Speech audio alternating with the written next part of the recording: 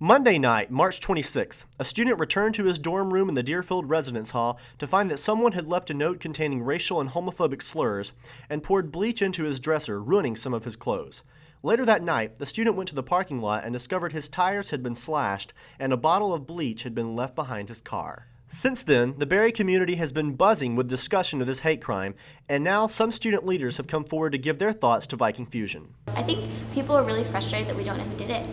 And so I think because I was in the proximity, maybe assuming that I would have more information about it.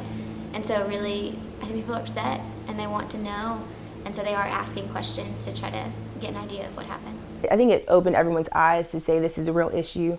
I think with our generation, people think this is stuff that happened in our grandparents' time, so we're not affected by it, really, because we don't have to be.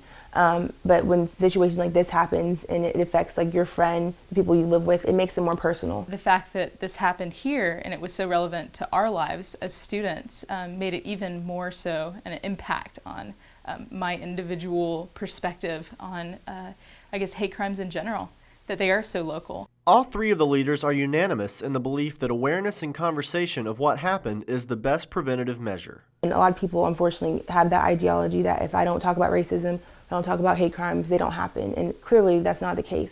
So we have to make this a persistent effort. It's something that we talk about at least throughout the semester while we're here as seniors. I wanted to send out an email to the entire student body to just apologize for this act, but also to create confidence in all of us that this doesn't have to happen again. Making this a discussion that goes on, making this something that people are passionate about, I think is the biggest thing.